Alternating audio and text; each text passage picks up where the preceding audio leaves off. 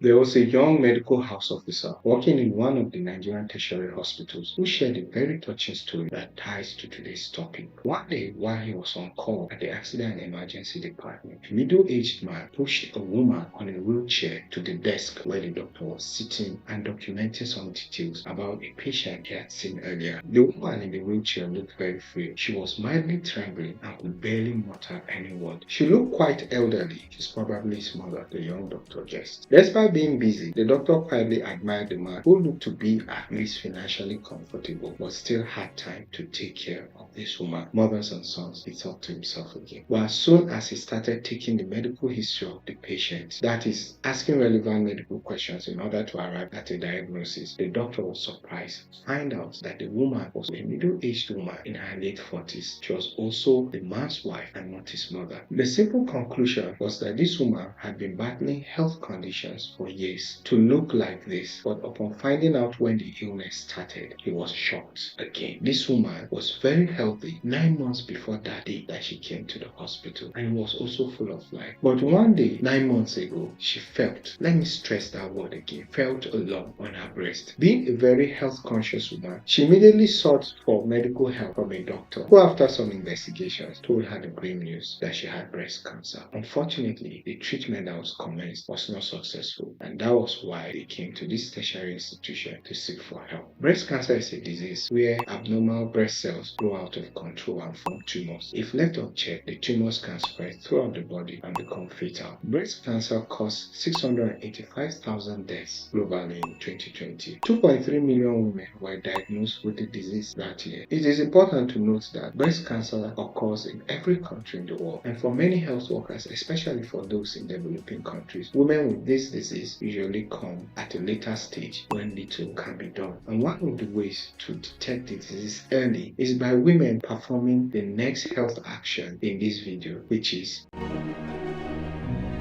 breast self-exam or regularly examining your breast on your own can be an important way to detect breast cancer early when it's more likely to be treated successfully. The purpose of breast self-examination is for a woman to become familiar with the way her breasts normally look and feel, which is also called breast self-awareness. This will help a woman to identify any changes or abnormalities in her breast, such as thickening or prominent fullness of the breast that is different from the surrounding tissues. Another is a mass or a hard lump near her underarm. Other changes include dimples, puckers, bulges, or ridges on the skin of the breast. When the nipple begin to push in, inverted, instead of sticking out, redness, warmth, swelling, pain, itching, scales, sore or rashes, and even bloody nipple discharge. Note that irrespective of what a woman sees or feels during self-examination, she needs to seek the opinion of a doctor who will examine the breast in a clinical setting, or will also have to perform some investigations such as breast ultrasound scan or mammography. And if there is a lump, sometimes the doctor would have to remove the whole or part of the lump for visual examination under the microscope to determine if it's cancerous or not. Although there is no single test that can detect all breast cancers early, many people report that performing a breast self-examination in combination with other screening methods can increase the odds of early detection. There are many materials, including videos, on the internet on how to perform a breast self-examination. Before I move to the next health action, let me ask you these questions. The first is, do you know about breast self-examination before now? If you did, how did you know about it? Do you perform it on yourself? And if you do, how often do you do this? Let me know in the comment section below. Then the next lifestyle we're going to talk about is, let me start this with a warning because I'm going to shake some tables here, so brace up. There's a popular saying among the Hausas in northern Nigeria which goes like this: someone dances and gets money, another will dance and receive beatings. This simply means that two different people can engage in the same activity but receive different outcomes. There are some lifestyles that are normal, popular, and accepted by the society, but are quite dangerous to the people that engage in them. Both males and females engage in these lifestyles I'm about to tell you, but somehow women tend to suffer more from the outcomes than men do. Since we're focusing on women today, I would love to keep it in that context. Please understand that I am not doing this to condemn anybody, but to just raise your awareness on how this, despite being acceptable, are detrimental to the health of women. Globally, men consume more alcohol and account for more alcohol-related harms to self and others than women do. But after drinking the same amount of alcohol, women tend to have higher blood alcohol levels than men, and the immediate effects of alcohol usually occur more quickly and last longer in women than men. These differences make women more susceptible to the long-term negative health effects of alcohol compared to men. Recent studies also suggest that women are more susceptible than males to alcohol-induced liver inflammation, cardiovascular diseases, memory blackouts, hangover,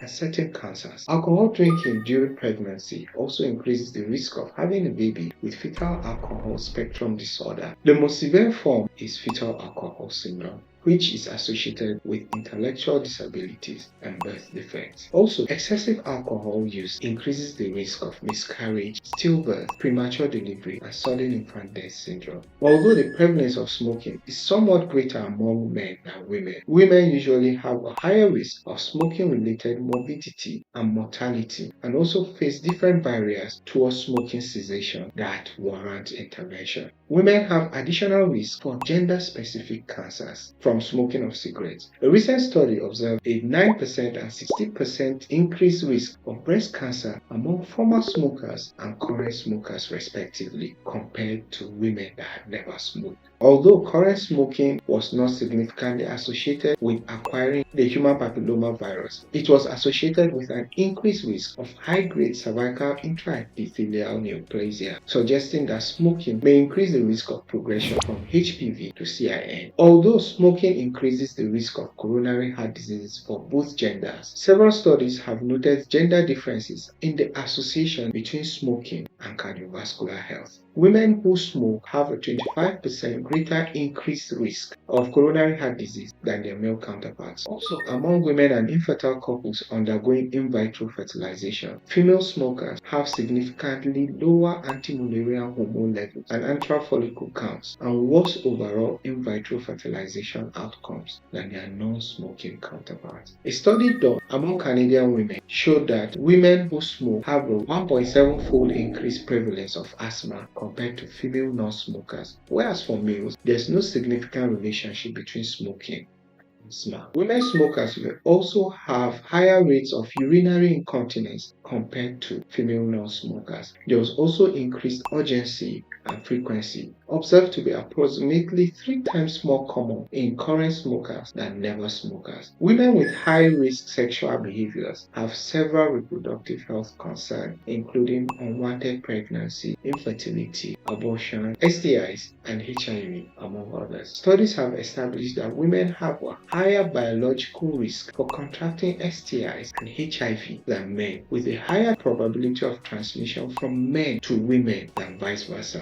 This is mainly due to the peculiarities of the sexual organs, in which that of women have a larger surface and as such is more vulnerable to sexual secretions than the primarily skin-covered organ of the men. Also, the volume of potentially infected male organs ejaculate deposited in the woman's organ is way larger than the potentially infected cervical or vaginal secretions that men are likely to be exposed to. One thing to note is that women under the age of 17 are at even greater risk of contracting STIs because they have underdeveloped cervix and low vaginal mucus production. STIs also increase the risk of HIV transmission. So to protect yourself, one has to be careful.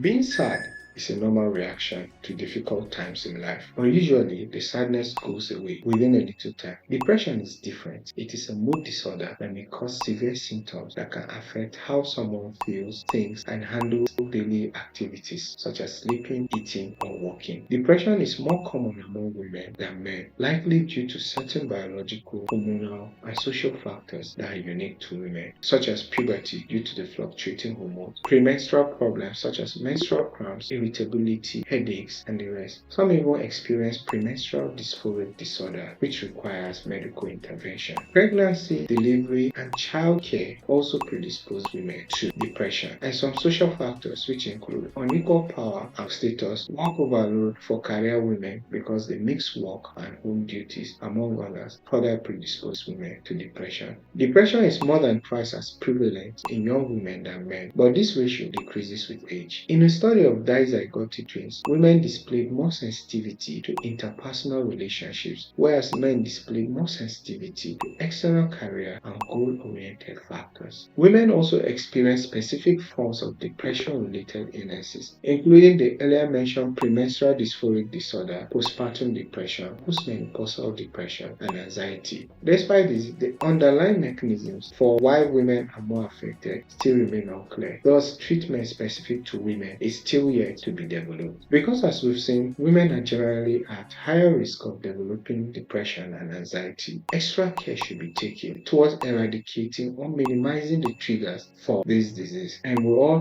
have a role towards that. Women that find themselves at high risk of this should seek professional help. Women can also find support groups within or outside their families and friends, because as we've seen earlier, women are more sensitive to interpersonal relationships than men. And this brings us to the end of today's video. I hope you learned something from it. If you did, please give it a thumbs up, and if you're yet to subscribe, please subscribe and turn on the bell notification. If you're yet to watch the first part of this video, the link is in the description box. You could do so. Thank you, and I'm going to see you in my next video. Bye.